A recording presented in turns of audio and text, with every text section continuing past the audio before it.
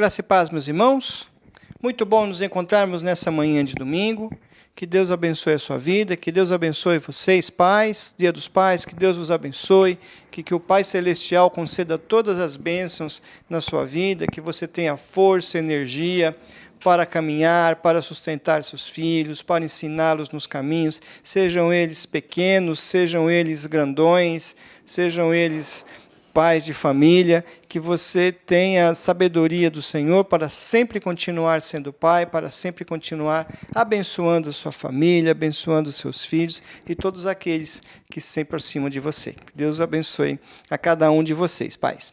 E hoje nós estamos aqui nesse primeiro domingo do mês de agosto, início de uma nova jornada, início de um novo trimestre. Nós vamos pensar esse mês sobre um pouco sobre a doutrina de Deus. Nós vamos conversar hoje, nós vamos conversar daqui para frente sobre a doutrina de Deus, vamos conversar sobre a pessoa de Deus, vamos pensar bastante, vamos meditar bastante nesse tema.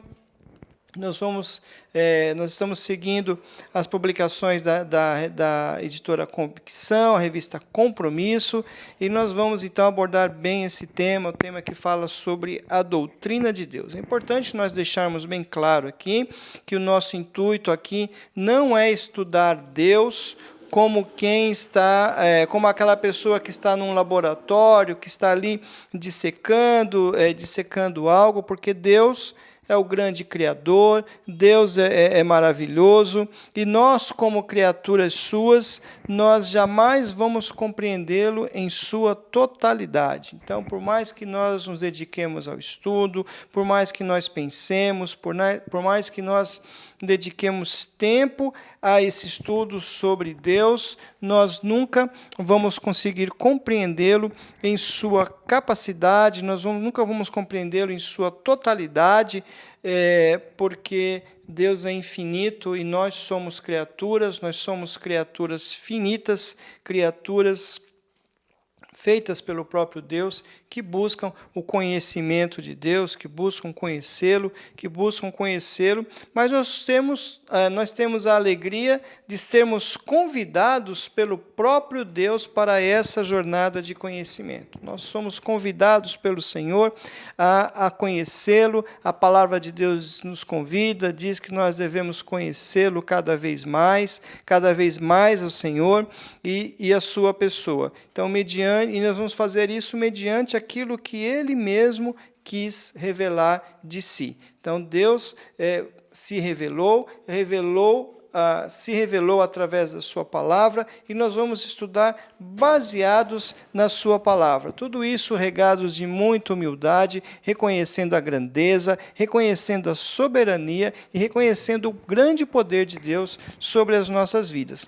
Hoje nós vamos abordar o tema Deus é único e eterno. Então, nós vamos abordar aqui o tema da unicidade de Deus, Deus único e Deus eterno. Nós vamos estudar sobre esse assunto, vamos estudar sobre esse tema, e depois nós vamos caminhar, discorrendo nos próximos domingos, sobre outras facetas, outras nuances sobre a pessoa de Deus. Então, o texto que está proposto para a nossa leitura, ele encontra-se em Êxodo, no capítulo 15, nos versos iniciais, capítulo 15, nos versos iniciais, a partir do verso 2, que diz o seguinte... A partir do verso 1, que diz o seguinte: Então entoou Moisés e os filhos de Israel este cântico ao Senhor e disseram: Cantarei ao Senhor, porque triunfou gloriosamente. Lançou no mar o cavalo e o seu cavaleiro. O Senhor é a minha força e o meu cântico. Ele me foi por salvação. Este é o meu Deus, portanto eu o louvarei. Ele é o Deus de meu pai, por isso o exaltarei. O Senhor é homem de guerra, o Senhor é o seu nome. Lançou no mar os carros de Faraó e o seu exército, e os seus capitães afogaram-se no mar vermelho. Os vagalhões os cobriram, desceram às profundezas como pedra. A tua destra, ó Senhor, é gloriosa em poder. A tua destra, ó Senhor, despedaça o inimigo. Na grandeza da tua excelência, derrubas os que se levantam contra ti. Envias o teu furor que os consome como restolho. Com o resfolgar das tuas narinas amontoam-se as águas. As correntes pararam em montão. Os vagalhões coalharam-se no coração do mar.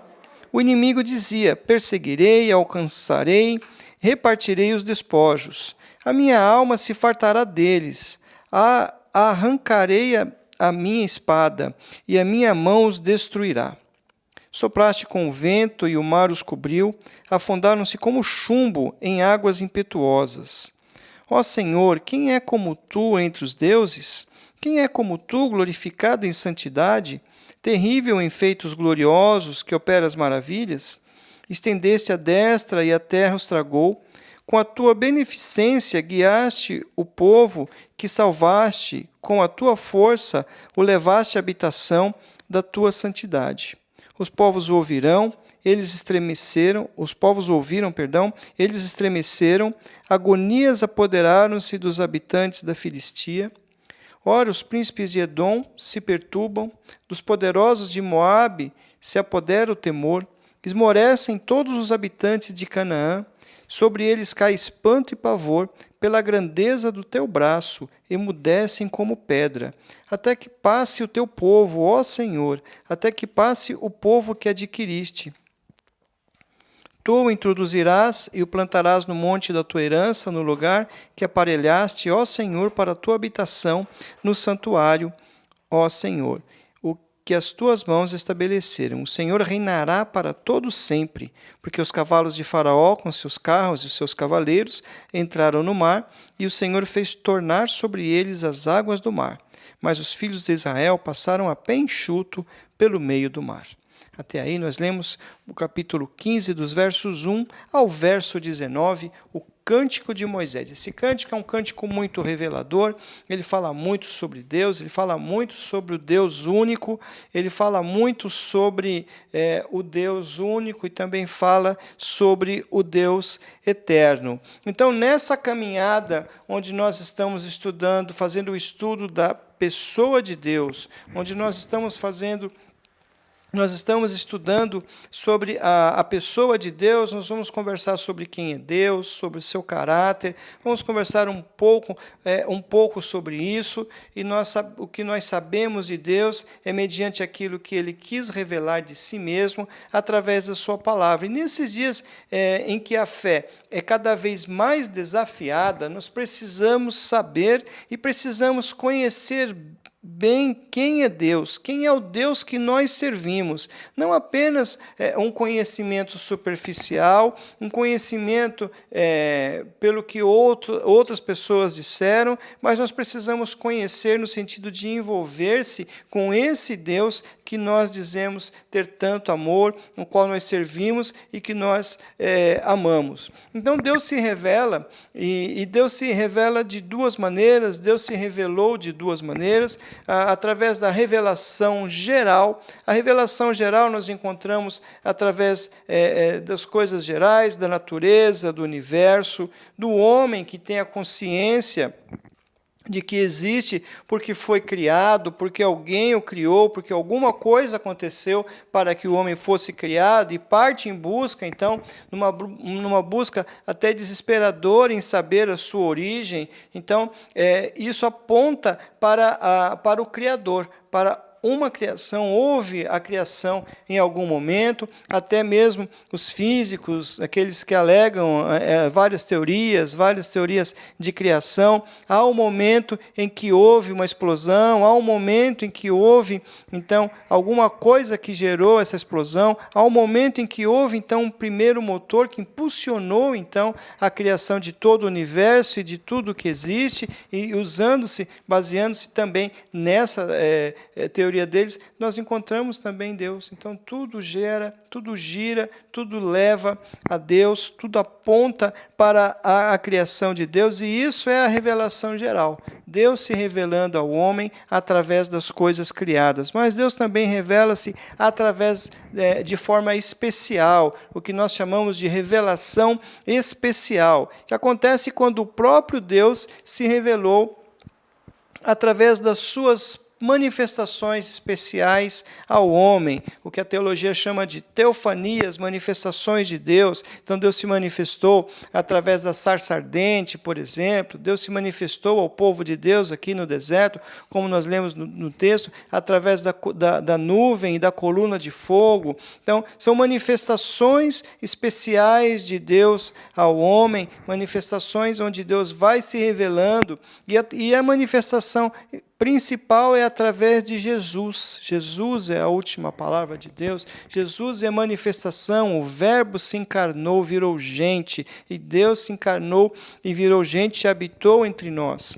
E através também essa revelação se dá através da sua palavra, que é a Bíblia. Na Bíblia nós encontramos todo o registro, tudo aquilo que Deus quis revelar ao homem, tudo aquilo que Deus quis registrar a seu respeito ao homem está na Bíblia. Por isso nós devemos estudar a Bíblia, por isso nós devemos nos dedicar ao estudo da palavra de Deus, a buscar a palavra de Deus. Quer encontrar respostas? Busque na palavra de Deus. Na palavra de Deus nós encontraremos as respostas que tanto queremos, que tanto precisamos, que tanto buscamos, não é? E as pessoas têm algumas dificuldades quando nós falamos da pessoa de Deus, quando nós falamos em Deus. Geralmente as pessoas têm dificuldade para responderem à pergunta: quem é Deus?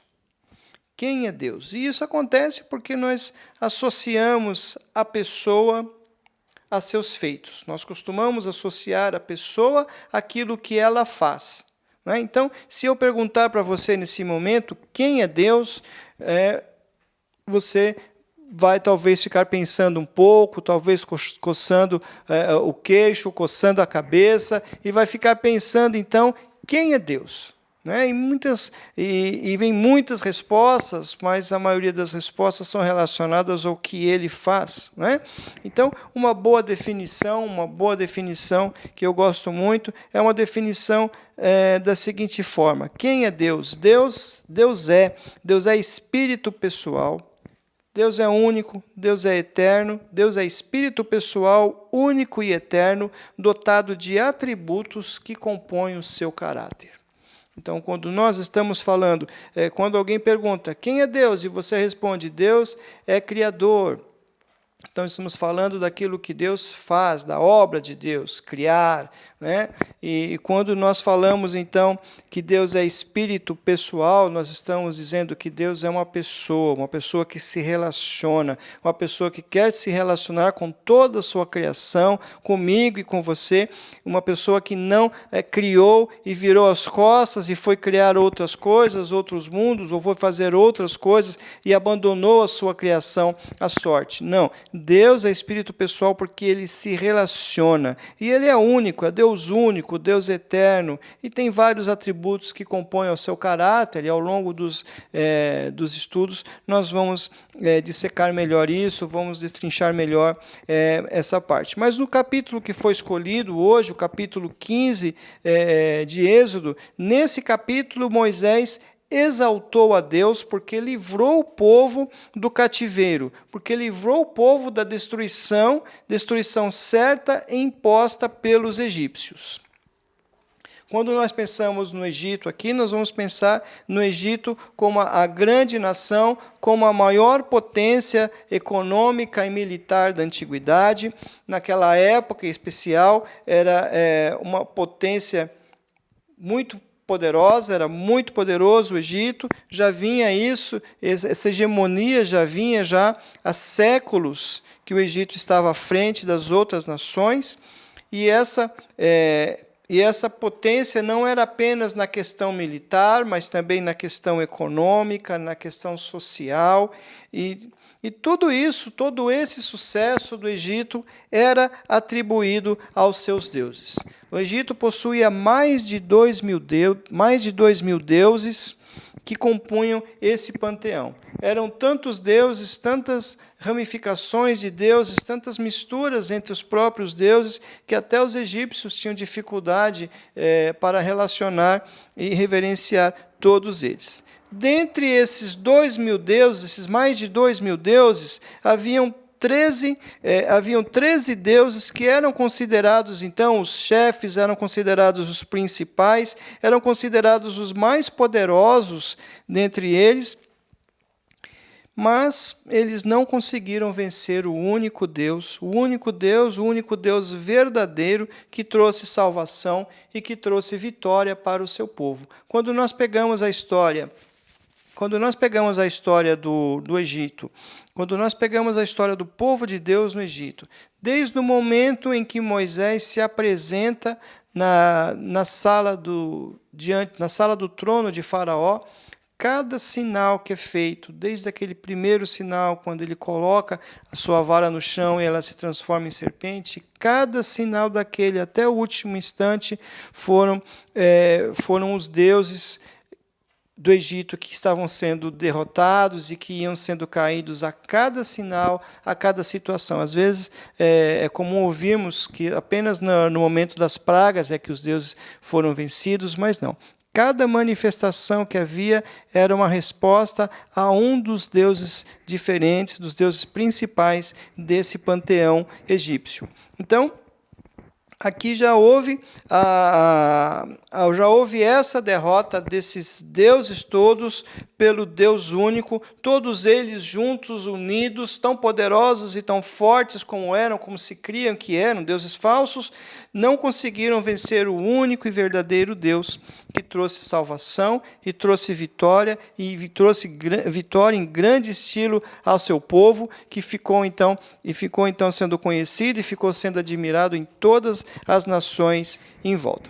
Então, esse é o contexto ali traçado. Então, o Cântico de Moisés, ele é um cântico que ele é totalmente voltado para o louvor a Deus. Se você prestar atenção, se você começar a ler calmamente esse texto, você vai perceber isso, que o Cântico de Moisés, ele é totalmente voltado para o louvor, para a adoração a Deus, devido à sua presença salvadora, devido ao seu resgate, devido à proteção que foi dada ao seu povo.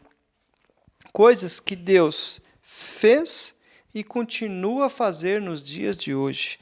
Deus continua cercando o seu povo, Deus continua guardando o seu povo, Deus continua livrando o seu povo de todo mal e continua nos guiando nesses caminhos por onde nós andamos. Então é muito importante nós pararmos um pouco agora e deixarmos um pouco a questão dos deuses de lado e refletirmos e conversarmos um pouquinho também a respeito sobre o nosso conceito do louvor. É importante nós pensarmos sobre isso e é importante nós pensarmos também em algumas perguntas que devem ser feitas, algumas perguntas que precisam ser feitas para que nós possamos definir, então, essas respostas e de acordo com o texto. Então, a primeira pergunta é: a quem cantarei louvores? Essa é uma pergunta muito importante, é uma pergunta decisiva. Essa pergunta ela é muito importante e muito decisiva, principalmente nos nossos dias. É uma pergunta realmente chave, porque cada vez mais nós temos visto e ouvido músicas, onde a centralidade está no homem e não em Deus com os seus atos. Nós temos visto cada dia mais coisas que tem colocado o homem no centro do louvor. Nós temos observado várias situações onde o homem está no centro. Se nós observarmos as letras de muitas músicas, nós veremos que muitas delas colocam o homem no centro do culto, no centro do louvor. E isso é o que se chama antropocentrismo, o homem no centro do louvor, com suas ações, com seus anseios, com seus desejos, com suas ambições. O homem está no centro do louvor, querendo manipular Deus, querendo manipular o universo, a natureza, tudo a seu favor, tudo para a sua conveniência. Então, nós precisamos ficar atentos em relação a isso. Se você observar as letras das músicas, nós veremos que muitas delas fazem isso. Colocam o homem no centro, usam expressões que centralizam o homem, que colocam o homem no meio, que colocam o homem, eu quero, é para mim, a minha vitória, as minhas coisas, eu quero ver, eu quero ter, eu vou chegar. E que também se referem a Deus, se referem ao relacionamento com Deus, como a um ser humano. Algumas canções que chegam a ser até como canções de amor, como canções românticas, e que colocam Deus numa condição humana, longe daquilo que o Senhor tem colocado, longe daquilo que o Senhor tem, do que o Senhor é. A segunda pergunta que nós precisamos fazer aqui é sobre qual a motivação para cantar os louvores. Essa é uma pergunta também muito importante. Nós precisamos observar quais são os motivos verdadeiros para se cantar louvores a Deus. Nós precisamos estar atentos em relação a isso. Quais são esses motivos que nos levam a cantar a Deus? Moisés adorou ao Senhor pelo seu poder, adorou ao Senhor pela sua ação maravilhosa em favor do povo. Então ele pergunta lá no verso 1, ele afirma, cantarei ao Senhor porque ele triunfou gloriosamente. Olha por que ele está louvando ao Senhor, olha por que ele está cantando ao Senhor, olha por que ele está adorando ao Senhor. Esse louvor, essa adoração feita a ele, foi por essa ação maravilhosa em favor do seu povo. O seu louvor foi totalmente voltado, totalmente direcionado a Deus, e ele vai falando das ações que lançou no mar o cavalo e o seu cavaleiro, fala que o Senhor é a força, que o Senhor é o cântico, porque ele me foi por salvação, e diz que ele é o meu Deus, portanto eu o louvarei, e ele é o Deus do meu Pai, por isso eu o exaltarei. Então ele vai enaltecendo a Deus, vai louvando a Deus pelo que ele fez, pelo que Deus é, pelo que ele fez, e assim vai indo. E veja que nesse louvor ele não busca nenhum aplauso para si, ele não busca nenhum reconhecimento para si. Em momento algum aparece o ser humano, em momento algum aparece o homem aqui nessa letra, em momento algum aparece o homem exigindo, ou querendo, ou requerendo alguma coisa. Então a música ela deve ser um meio de gratidão, para louvar e para elogiar a Deus. E hoje nós temos visto situações voltadas ao contrário, situações onde esse elogio, esse louvor, esse falar bem de Deus e dos seus atos tem ficado de fora. Então, o louvor é para reconhecimento ao Senhor pelo que Ele é e pelo que Ele fez. E a nossa vida deve ser, então, uma música. A nossa vida deve ser uma música bem afinada, uma música bem tocada, uma música para o louvor a Deus, para um louvor constante a Deus. Somente Ele é digno do nosso louvor, porque Ele age de maneira única. Deus age de maneira única e exclusiva, justamente porque Ele é um Deus único, Ele é imprevisível, Ele age como quer e sempre em favor do seu povo. E isso se chama soberania. Somente um Deus único, somente um Deus que é poderoso pode ser soberano. E o andamento do texto mostra isso, mostra essa supremacia de Deus sobre a natureza, sobre as nações, sobre os reis e sobre os seus exércitos. Deus guiou seu povo no caminho certo, e Deus nos guia conduzindo como um pastor pelos melhores caminhos, aos melhores lugares, salvou seu povo. Somente Deus pode nos salvar e pode nos salvar pelo seu poder. Nós não somos capazes disso, por mais não há nada que possamos fazer, por mais que venhamos a fazer coisas, nós não podemos nos salvar, somente Deus pode nos salvar, e isso pelo seu poder, isso pelo poder da cruz, isso pelo poder do sacrifício de Cristo, isso porque Deus é um Deus único, é um Deus poderoso. O texto diz que Ele os adquiriu, o texto diz que Ele os plantou, o texto diz que Ele os estabeleceu. Somente um Deus que é único, somente um Deus que é poderoso, poderia vencer então todos aqueles falsos deuses do Egito, tido como os mais poderosos, e tudo isso Ele fez, e Ele continua fazendo conosco, trazendo segurança em meio ao caos. O povo foi atravessar o mar, que representava esse caos, o mar se abriu, o povo passa em seco, mas os egípcios são consumidos, são mergulhados e abatidos por esse caos que se estabelece sobre eles. Mas Deus abre caminhos para o seu povo. Deus mostra isso, Deus guia o seu povo em segurança. E isso é muito importante, porque isso mostra o poder de Deus. Isso mostra que Deus é um Deus único. Na antiguidade, todas as guerras, tudo o que acontecia girava em torno dos deuses. Todas as guerras, todos os conflitos, todas as situações envolviam sempre uma guerra entre deuses. Era assim que se acreditava.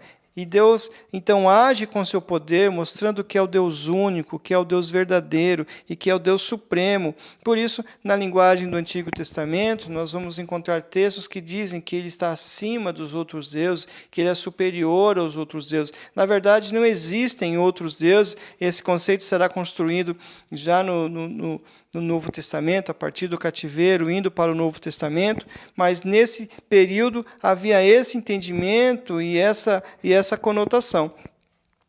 Então Deus, Ele faz isso, e vários textos mostram que Deus é único. Salmo 86:8 diz que não há entre os deuses semelhante a Ti, Senhor, e nada existe que se compare às Tuas obras. Deuteronômio 6:4, Senhor nosso Deus é o único Senhor.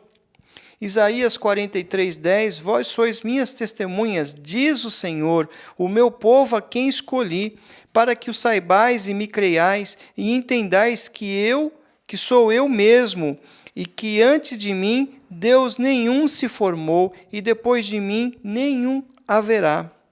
Efésios 4, 5, 6, para nós trazermos aqui para o Novo Testamento, há um só Senhor, uma só fé, um só batismo, um só Deus e Pai de todos. E o verso 18 desse capítulo de Êxodo diz que o Senhor reinará para todo sempre. O Senhor reinará para todo sempre. Aqui está afirmando a eternidade de Deus. Está afirmando, falando, mostrando a eternidade de Deus. Deus não tem princípio, Deus não tem fim, Ele simplesmente é. Nós não podemos dizer que Deus existe, mas que Ele é, porque a existência vem a partir de um ponto, a partir de um momento. Deus simplesmente é. Ele estava lá no princípio. Que princípio? O princípio de tudo.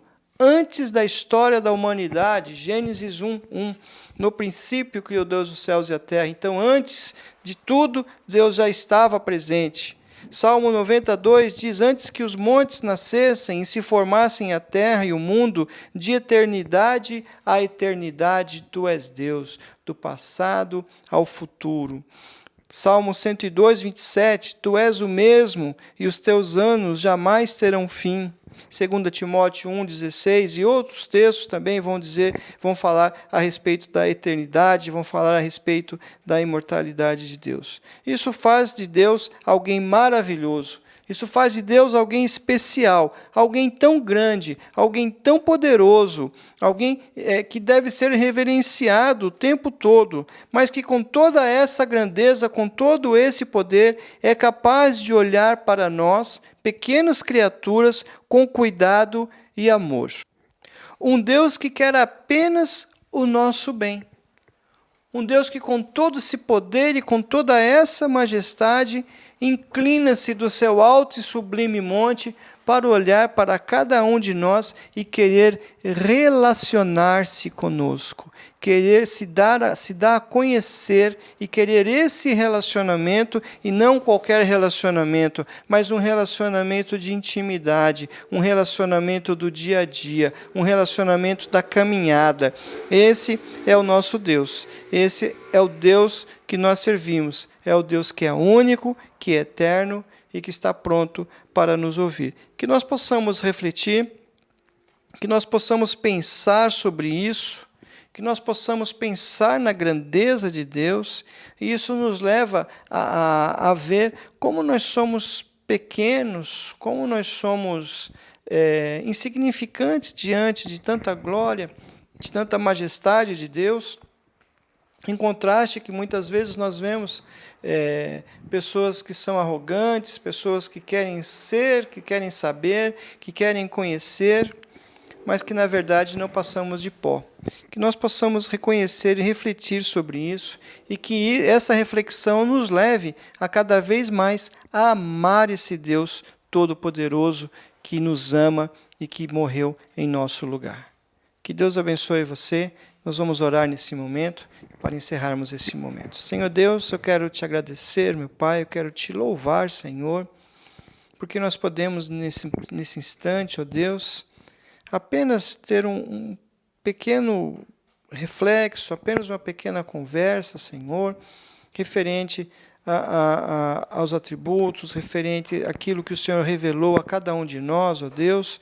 Nos dá sabedoria, nos dá entendimento nessa caminhada que se iniciou hoje, para que possamos compreender a Tua grandeza, ó Deus. Que nós possamos compreender mediante a Tua iluminação, para que nós possamos, ó Deus, Te servir melhor e Te amar cada vez mais, ó Deus. Que nós possamos louvar ao Senhor pelo que o Senhor é e pelo que o Senhor faz em nossas vidas. Nós Te louvamos e nós Te agradecemos por tudo, no nome de Jesus. Amém. Que Deus abençoe a sua vida, que você pense em tudo isso e que você continue cada vez mais amando e adorando a esse Deus.